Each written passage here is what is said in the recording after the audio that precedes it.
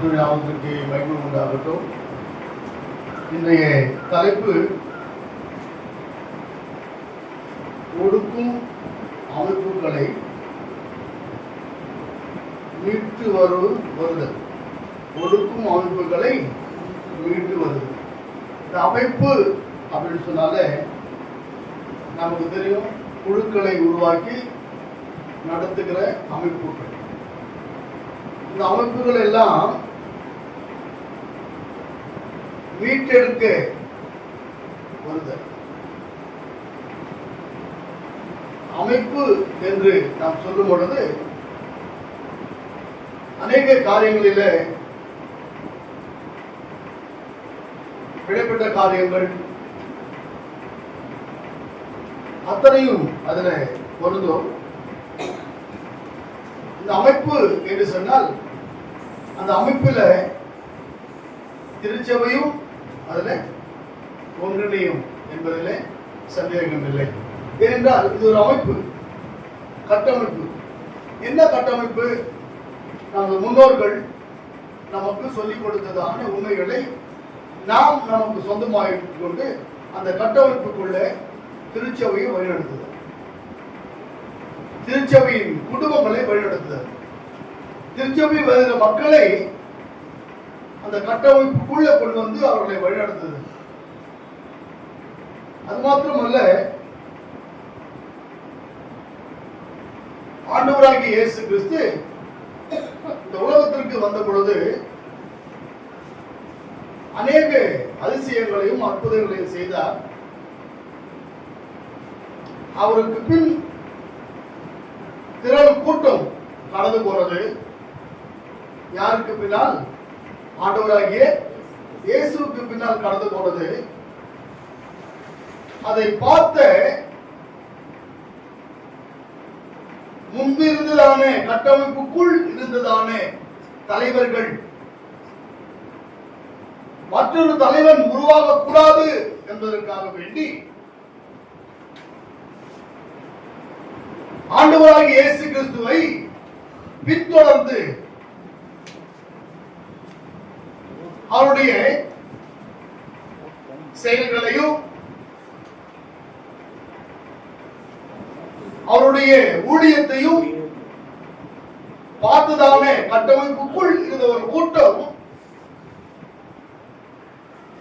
அவரை இந்த கட்டமைப்புக்குள் கடந்து போகக்கூடாது, கட்டமைப்பு முழு புதிதாய் உருவாக்க கூடாது என்பதற்காக வேண்டி அவரை அழிக்க வேண்டும் என்று திட்டமிட்டு தீர்மானித்தார்கள். அப்படி தீர்மானிக்கும் போதுதான் இவர்களால் அந்த கூட்டத்தை தடுத்து நிறுத்த முடியவில்லை. அதற்கு பிறகு அவர்கள் எடுத்த முடிவு, ஆண்டவராகிய இயேசு கிறிஸ்துவை எப்படியாகிலும் கொலை செய்யப்பட வேண்டும் என்று தீர்மானம் எடுத்தார்கள். தீர்மானம் எடுத்தது மாத்திரமல்ல, அந்த முழு கட்டமைப்புக்குள் வருவதான கூட்டத்தை சிதறடிக்கப்பட வைக்க வேண்டும் என்பது அவருடைய திட்டம், தீர்மானமாக இருந்தது. ஆனால் அவருடைய திட்டங்களும் தீர்மானங்களும் ஒரு பகுதி நிறைவேறியது என்று சொன்னாலும் கூட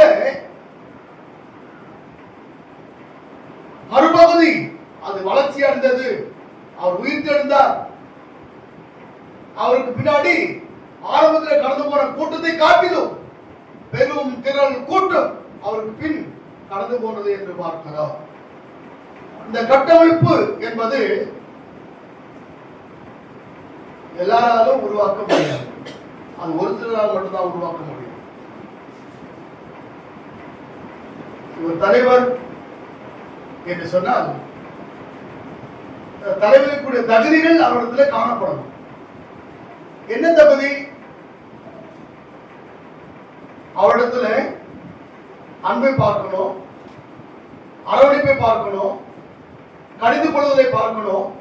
அதோடு கூட அந்த ஒட்டமைப்பின் கூட்டத்தை நடத்துகிற வழிகளை அவர்களுக்கு நன்கு அறிந்திருக்க வேண்டும். அப்படி இருக்கும்போது மட்டும்தான் ஒருவன் தலைவனாய் மாற முடியும். கோபப்படுகிறவன் தலைவனாய் மாற முடியாது. கோபம் வரணும், ஆனால் எங்கெங்க வரணுமோ அங்க மட்டும்தான் வரணும். அழகே வரணும், எங்க வரணும் அங்க மட்டும்தான் வரணும். அவன் தான் தலைவனாக இருக்க முடியும். 4 பேருக்கு கொடுக்கிறவனாய் மாறணும்,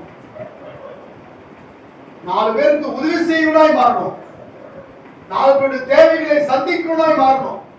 ஆண்டவராகிய இயேசு அப்படியாய் மாறினார். வேதனைகளுக்கு சுகம் கொடுத்தார், பசியா இருக்கிறவர்களுக்கு பசியை ஆற்றினார், அன்பில்லாதவர்களை அவளை அவர் பக்கமாய் அழைத்து அவர்களோடு கூட நெருங்கிய உறவு வைத்து அவரோடு பேசினார்.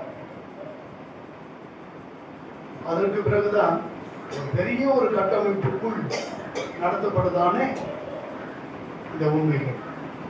இன்னைக்கு அநேகர் இயேசுவை ஏற்றுக்கொண்டிருக்காங்க. எல்லாருக்கும் அதிசயங்கள் அற்புதங்கள் நடந்ததா சொன்னால் அது கேள்விக்குறி. ஒரு சிலருக்கு மட்டும்தான் அதிசயங்களும் அற்புதங்களும் நடந்திருக்கிறது. அவர்கள் இயேசுவை ஏற்றுக்கொண்டு இயேசுக்கு பின்னால் கடந்து வந்திருக்காங்க. ஒரு சிலர் அது உண்மைகளை அறிந்து, அவர் போதித்த போதனைகளை அறிந்து, அவர் நடந்த நடைமுறை பாவனைகளை அறிந்து, மற்றவர்களுக்கு பிரசங்கிக்கப்பட்ட பிரசங்கங்களை கேட்டு, 12 சீடர்களை வழிநடத்தின காரியங்களை பார்த்து, இந்த கட்டமைப்புக்குள் நானும் போக வேண்டும் என்று சொல்லி அநேகர் இயேசுவுக்குள் வந்த சூழல். ஒரு சிலர் மட்டும்தான் அதிசயங்களையும் அற்புதங்களையும் பார்த்து வந்த கூட்டம். அநேகர் அவருடைய உண்மைகளை பார்த்து வந்த கூட்டம், அவருடைய போதனைகளை கேட்டு வந்த கூட்டம். இவர் யாரோ?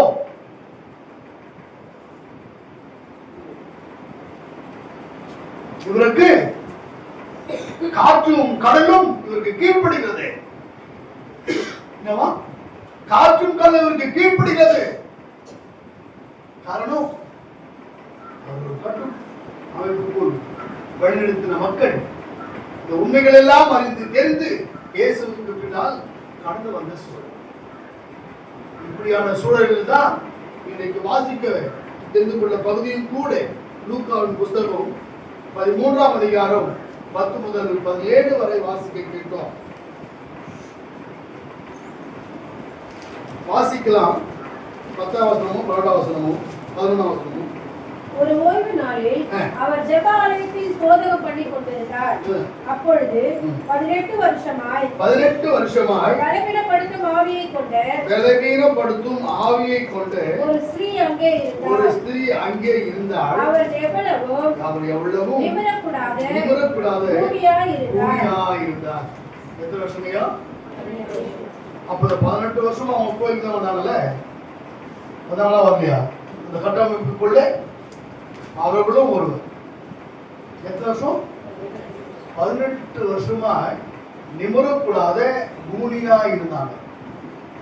18 வருஷமும் ஆலயத்துக்கு வந்தவங்க தான், இயேசு சாமி சத்தியத்தை கேட்டவங்க தான், அவர்களும் மக்களோடு மக்களாய் தேவனை ஆராதித்தவங்க தான்.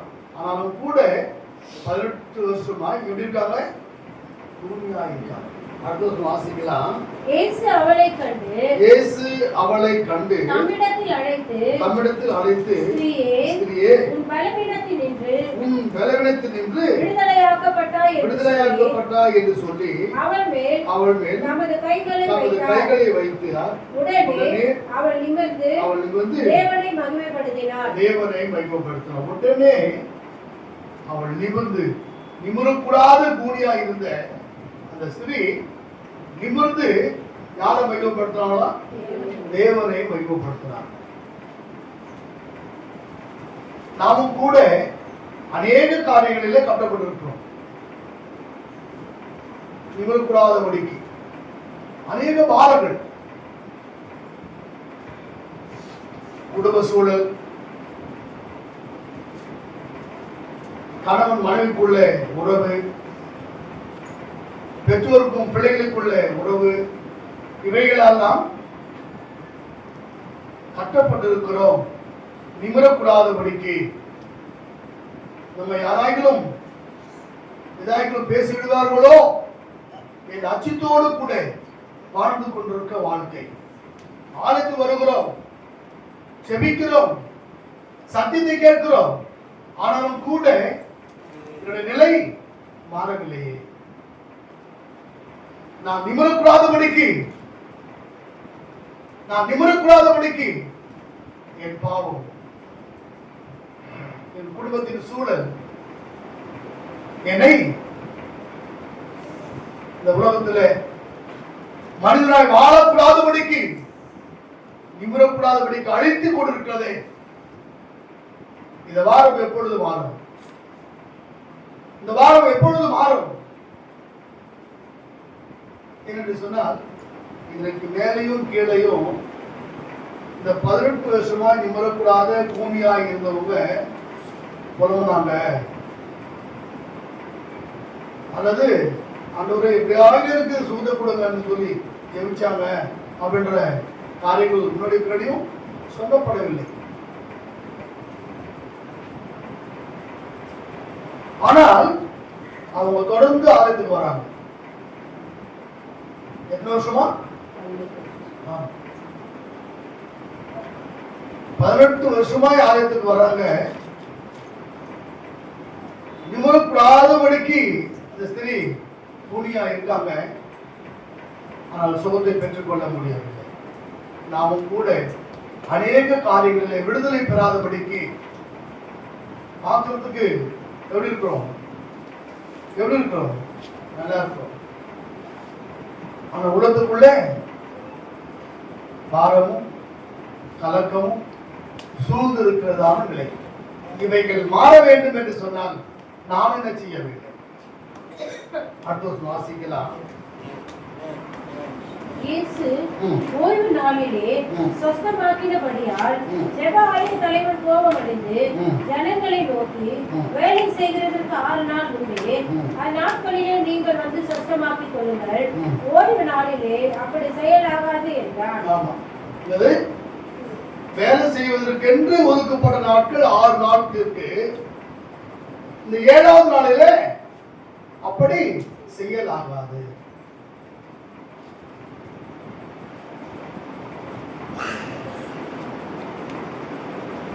வேதத்தில் கூட சொல்லப்பட்டதான ஒரு உண்மை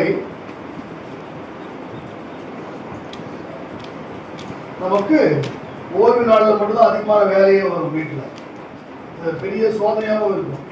அது வீட்டில் அதிகமா வேலை வரும். நம்ம பலமுறை தான் என்ன செய்வாங்க, யாருன்னா ஒருத்தர் வீட்டுக்கு வருவாங்க, அல்லது யாருன்னா ஒருத்தர் ஃபோன் பண்ணுவாங்க, அல்லது வீட்டில் இருக்கிற குடும்ப தலைவரோ பிள்ளைகளோ என்ன செய்வாங்க அவங்களுடைய தேவைதான் கேட்பாங்க. ஆனாலும் கூட நாம் அதற்கு நேரத்தை ஒதுக்கி செலவு பண்ணி வருவதற்குள்ள நம்ம கொடுக்கப்பட்ட நேரம் கடந்து போயிடும். பெரிய தடையா இருக்கும். ஏன்?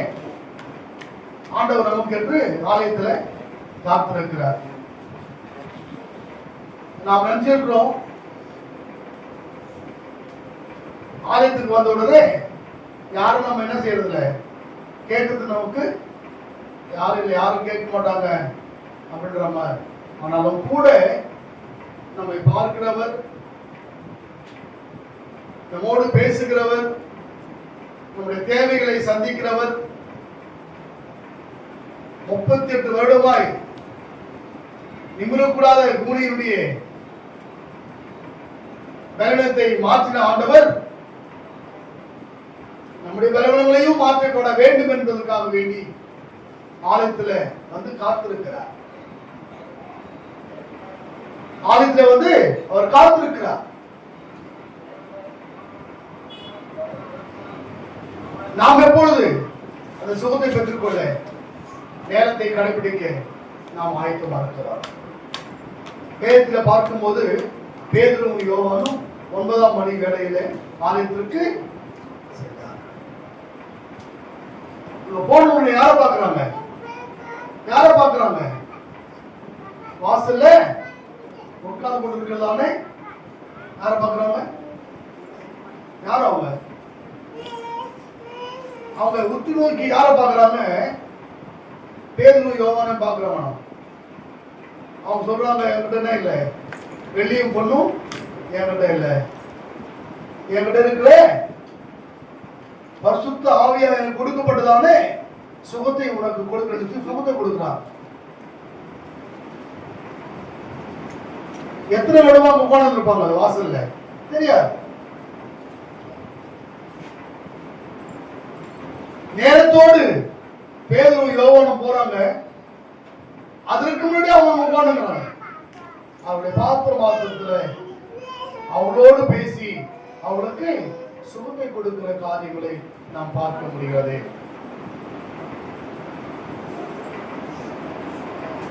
அதே ஆண்டவர் இன்றைக்கும் உண்மை உள்ளவராய், உயிர் உள்ளவராய், வாக்குமானவராய், நித்திய பிதாவாய் நம்மோடு கூட இருக்கிறார்.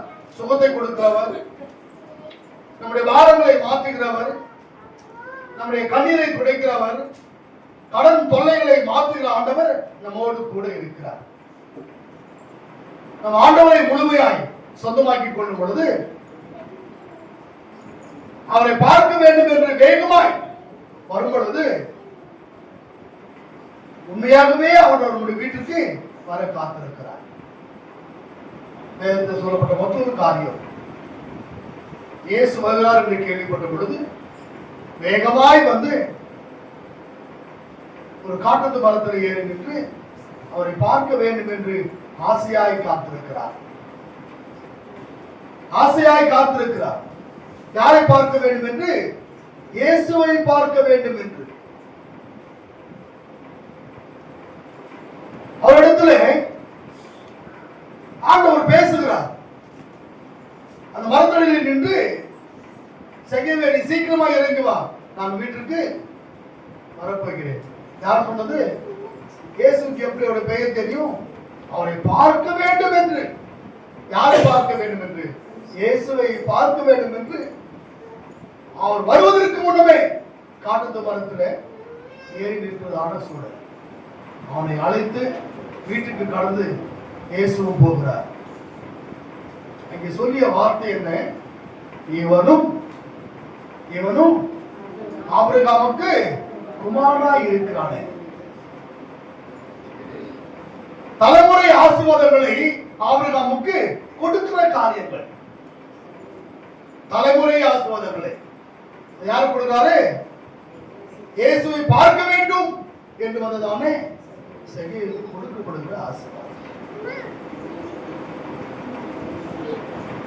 நாம் எப்படி இயேசுவை பார்க்க வேகமாய் வர ஆயத்தமாக இருக்கிறோம்? 18 வருடமாய் ஒருவராலும் சுகம் கொடுக்க முடியவில்லை. ஆனால் ஆண்டவராக இயேசு வந்து சுகத்தை கொடுத்த பொழுது அங்குள்ளதானே தலைவர் பேசுகிறார். ஜெபாலய தலைவர் வேலை செய்ய 6 நாள் இருக்கு. 7வது நாள் பரிசுத்த நாள், 7வது நாள் கடனுக்குரிய நாள், 7வது நாள் ஒரு வேலையும் செய்யக்கூடாது என்று வேதம் நமக்கு போதிக்கவில்லையோ? போதித்திருக்கிறது. அப்படி இருக்கும் பொழுது எப்படி இன்றைக்கு 18 வருடமாய் கூடியா இருந்த ஒரு சுகத்தை கொடுக்கலாம்? 18 வருஷமா அதே ஆலயத்துக்கு வராங்க. ஜெப ஆலய தலைவனுக்கோ மற்றவர்களுக்கோ ஒரு கரிசனையும் இல்லை. ஆனால் சுகத்தை கொடுத்த ஆண்டவரையும் சுகத்தை பெற்றுக் கொண்டுதானே அந்த ஸ்திரீயையும் பார்த்து ஜெப ஆலய தலைவரும் மற்றவர்களும் பேசுகிற வார்த்தை என்ன? தடைகளை உருவாக்குவதற்கு வெளியிருந்த ஆள் வர தேவையில்லை, நம்ம கூடவே இருக்காங்க. என்னது? நம்ம கூடவே இருக்காங்க. ஒரு படி ஏறினா நம்ம கூட நம்மளுக்கு அது பிடிக்காது.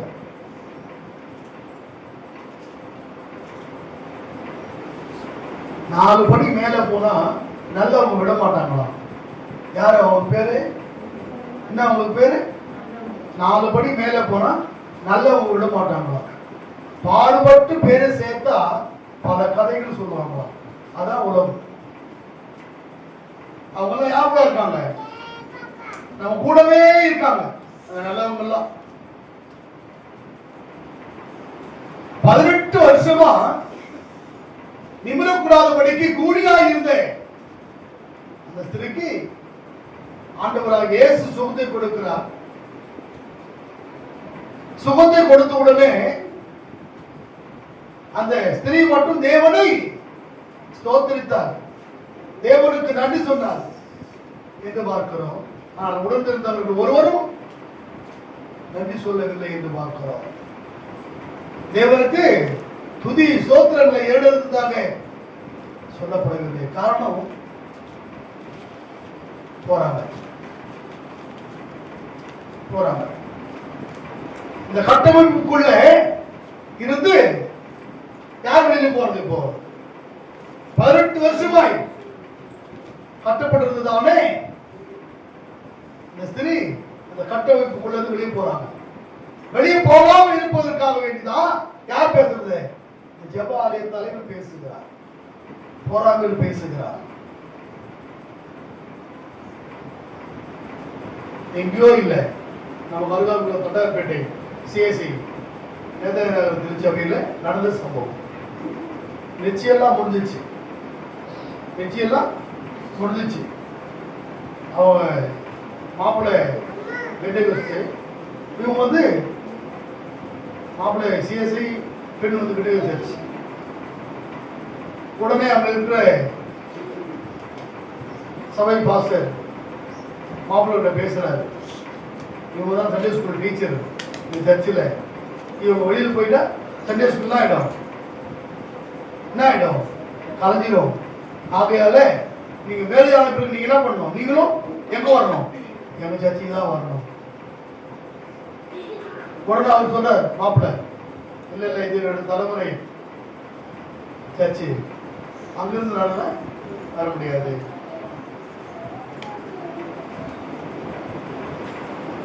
அந்த பாஸ்டர் கல்யாணத்தை நிறுத்திட்டார். என்னது? பாஸ்டர் நிறுத்திட்டார். பேர் பிரகாஷ். அவர் ஆட்டோ ஓட்டுறார், சொந்த ஆட்டோ வச்சிருக்காரு, ஆட்டோ ஓட்டுவார். ஏன்னா இந்த கட்டமைப்புக்குள்ள இருந்து ஒருவரை வெளிவிடுவதற்கு அவர்களுக்கு தான் இல்லை அச்சம். திருச்சபை அழைக்கப்படும். அதோடு கூட திருச்சபையில மக்கள் கூட்டம் குறைந்துவிடும் என்றுதான ஒரு ஆச்சரியம். அவளுக்கு கடவுள் மேல் நம்பிக்கை இல்லை. யார் மேல் நம்பிக்கை? மனுஷன் மேல் நம்பிக்கை. ஏன்னா நாம் செய்கிற ஊழியங்களில் உண்மையா இருக்கும் பொழுது தேவன் ஆத்துமாக்களை அவர் கொடுக்க காத்திருக்கிறார். தேவன் கொடுக்க காத்திருக்கிறார். அப்படி இருக்கும் பொழுது இவங்கதான் இல்லை.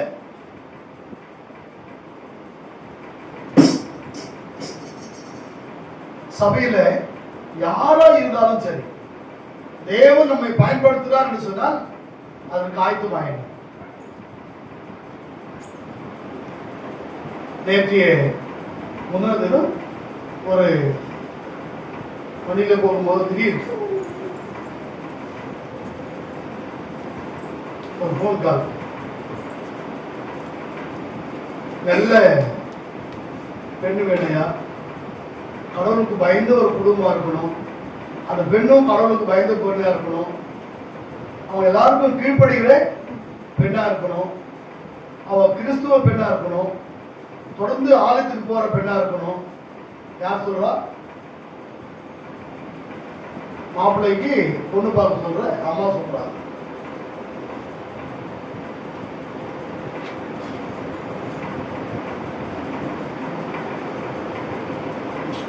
உலகத்தார் சொல்லுவான், எந்த குழந்தையும் நல்ல குழந்தைய மண்ணில் பிறக்கையில் அவன் நல்லவனாவது தீயவனாவது யார் வளர்ச்சியா அன்னை வளர்ப்பான்.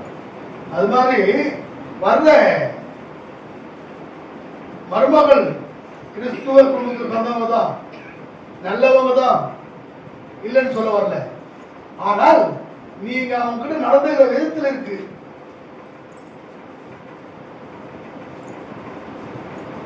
அவங்க கிட்ட பேசுற பேச்சு, நடந்து கொள்கிற விதங்கள், இவைகள் மாறும் பொழுது அவங்க என்ன பண்றாங்க, கிறிஸ்துவ விட்டு தூரம் வந்து அவங்க என்ன பண்றாங்க, மாற வேண்டிய சூழலுக்கு தள்ளப்படுறாங்க. அது யார் காரணம்?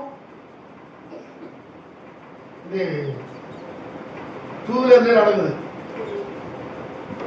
வண்டி ஒருத்தர் ஓட்டுறாரு, நம்ம டேவிட் ஐயா வீடு நான் உட்காந்துக்கிறேன்.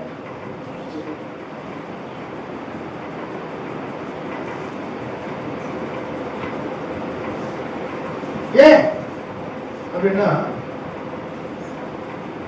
நம்மை அழைக்கிறவர், தெரிந்து கொள்ளுகிறவர், பரிசுத்தப்படுகிற ஆண்டவர் நம்மோடு இருக்கிறார் என்ற அந்த உறுதி நமக்குள்ள இருக்கிறது இல்லை. அவங்களுக்குள்ள ஒரு கட்டமைப்பு உருவாக்கி அதற்குள்ள அவளை வரவேற்க வேண்டும் என்று விரும்புகிற சூழல். அவங்க நம்ம பேச்சை கேட்கணும், நாம் சொன்னா அவங்க கீழ்ப்படிக்கணும். அது வந்து ஒரு 20 வருஷத்துக்கு முன்னாடி நடந்த சம்பவங்கள். இன்றைக்கு அது நடக்குமா? நடக்காது. ஏன்? ஒண்ணு, நல்லா படிச்சிருப்பாங்க, நல்ல வேலை செய்வாங்க, கை நிறைய சம்பளம் வாங்குவாங்க.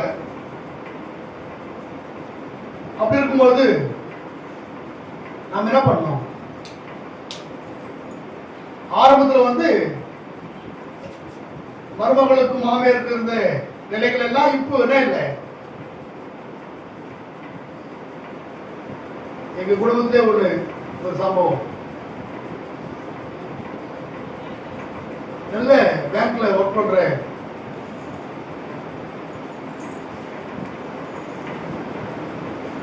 சிஸ்டர், இவரும் நல்ல எம்ப்ளாய், எம்ப்ளாய். திருமணம் ஆகி வந்த உடனே மாமனார் மாமியார் இருக்கிறதுல காலத்து பேர காலத்துக்கு போட்டு உட்காந்தாங்க. என்னது என்னது டைவர்ஸ்.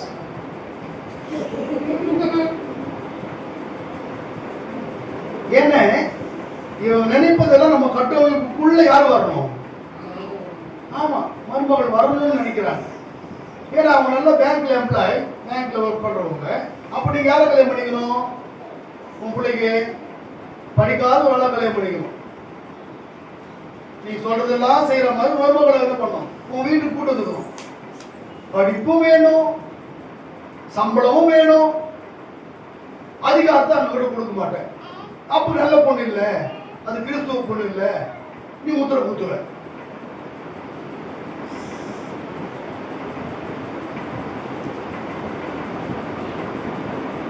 இப்ப அதுக்கு அடுத்தபடி அவருக்கு மனக்கல்யாணம் ஆச்சு, 2 பிள்ளைங்க, பெண் பிள்ளைங்க, ஒரு பையன். நல்லதான் இருக்காங்க.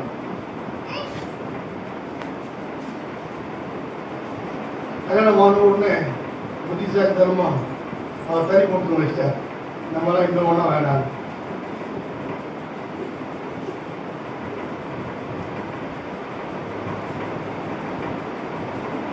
அடுத்து வந்தவங்க வேலை செய்யறவங்க, வீட்டு வேலை செய்யறவங்க, எந்த வருவாயும் இல்லை. இப்ப கப்பிச்சு போட்டு உட்காருங்களா?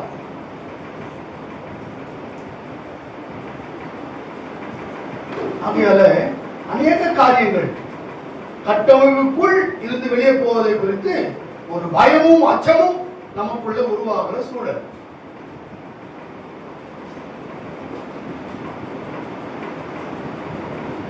ஆகையால பெண் பார்க்கறது, பெண் கொடுக்கிறது, வாங்கிறது இதெல்லாம் நம்ம கிட்ட தான் இருக்கு. அவங்க கிறிஸ்துக்குள் வாழ்வாங்களா வாழ மாட்டாங்களான்றதும், நம்ம அடங்கியிருப்பாங்களா இருக்க மாட்டாங்களா என்பதும், நம்ம குடும்பத்துக்கு அவங்க ஒத்து வருவாங்களா இல்லையா என்பதும். ஏன்னா அவர் சொல்ற கூட வண்டி ஓட்டி பேசுற, அம்மா அவனை மகளா பார்த்தா உன்னை அவங்க அம்மாவா பார்ப்பாங்க. நீ அவளை மருமகளா பார்த்தேன்னா உன்னை அவங்க மாமியார தான் பார்ப்பாங்க.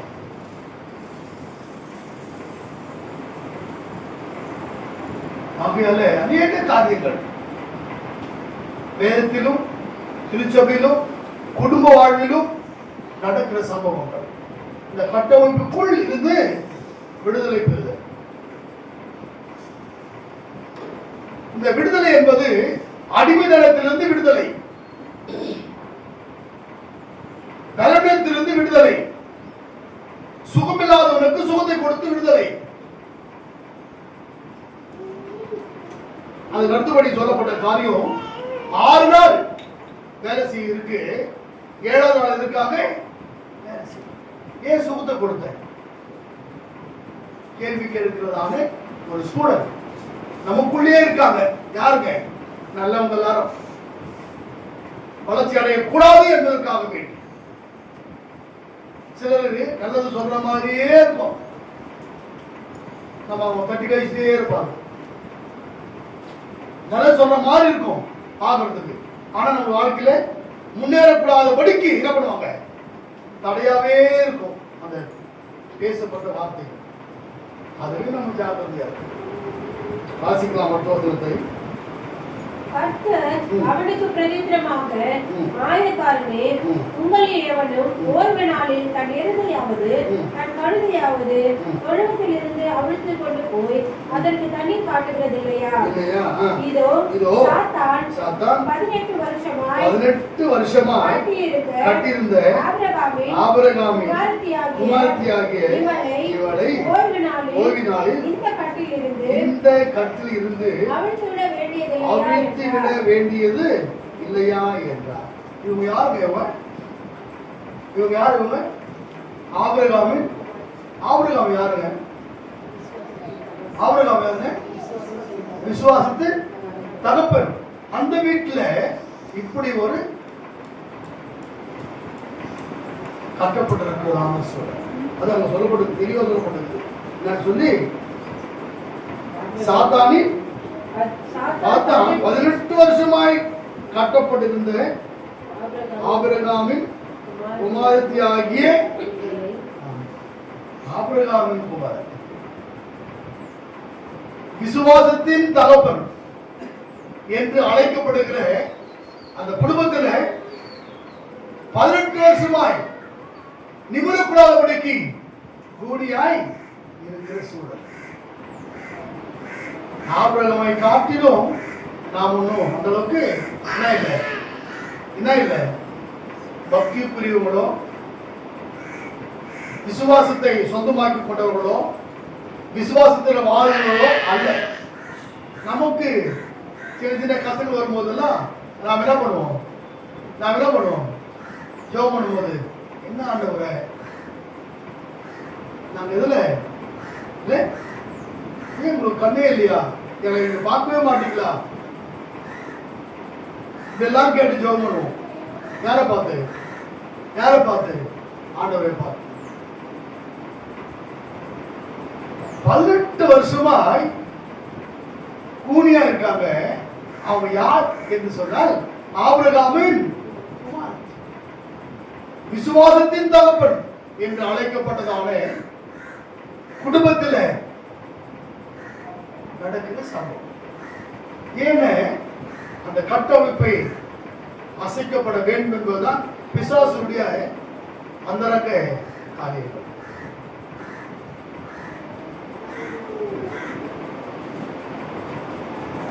ஆபிரகாமின் தேவன், ஈசாக்கின் தேவன், யாக்கோபின் தேவன் என்று அழைக்கப்படுகிறதான முற்பிதாக்களுடைய குடும்பத்தில் இப்படி ஒரு சம்பவம். இந்த ஆபிரகாமுக்கும் இயேசு கிறிஸ்துவுக்கும் எத்தனை ஆண்டு காலங்கள் வித்தியாசம்? ஆனாலும் கூட ஆபிரகாமை காட்டிலும் பெரியவர் என்பதை நிரூபிப்பதற்காகவும் அவர் தேவனால் அனுப்பப்பட்டவர் மாத்திரமே விசுவாசத்தின் தகப்பன். ஆனால் இவர் அப்படி அல்ல, தேவனால் அனுப்பப்பட்ட ஆண்டவர், ரட்சகர், மீட்க வந்தவர் என்பதை வெளிப்படுத்தும் வண்ணமாய் அவரிடத்துல ஒரு கட்டமைப்புக்குள் உருவாக்கப்பட வேண்டும் என்பதற்காக வேண்டி ஆண்டவராக இயேசு கிறிஸ்து விசுவாசத்தின் தகப்பனாகிய குமாரத்துக்கு சுகத்தை கொடுக்கிற காரியத்தை நாம் அங்கு பார்க்க முடிகிறது. அதே ஆண்டவர் இன்றைக்கும் உண்மை உள்ளவராக இருக்கிறார். நாம் எப்படி நம்முடைய குடும்பங்களில சுகத்தை பெற்றுக்கொள்ள ஆயத்தமாக இருக்கிறோம்? எப்படி சுகத்தை பெற்றுக்கொள்ள ஆயத்தமாக இருக்கிறோம்? சுகம் என்பது அநேக காரியங்களில நாம் தேவனை விட்டு தூரமாய் கடந்து போயிருக்கலாம். தேவனை முழுமையாய் சொந்தமாக்கிக் கொள்ளாமல் இருக்கலாம். இவைகளுக்கெல்லாம் பதில் நாம் ஆண்டவரை இருக்க பிடிப்பதுதான். வேதத்தில் சொல்லப்பட்ட மற்றொரு உண்மை, நீங்கள் என்னை மறந்தால் நான் உங்களை மறந்து விடுவேன். நீங்கள் என்னை மறந்தால் நான் உங்களை மறந்து விடுவேன். நீங்கள் என்னை இருக்க பிடித்துக் கொண்டால் நான் உன்னை பிடித்துக் கொள்வேன்.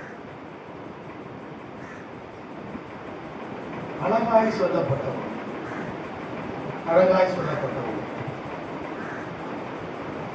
நீங்கள் என்னை பிடித்துக் கொண்ட நான் உங்களை பிடித்துக் கொள்வேன். நாம் பிடித்துக் கொள்ளவில்லை என்று சொன்னார்.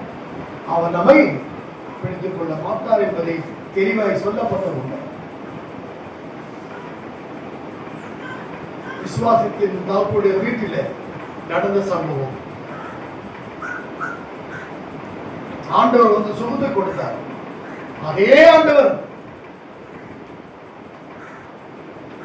சகேல் வீட்டுக்கு நடந்து போன ஆண்டவர் ஆபிரகாம் குடும்பத்தில் நடந்த சம்பவங்களை விடுதலையாக ஆலயத்திற்கு கடந்து போன ஆண்டவர் வழியிலே பிச்சை கேட்டுக் கொண்டதுதானே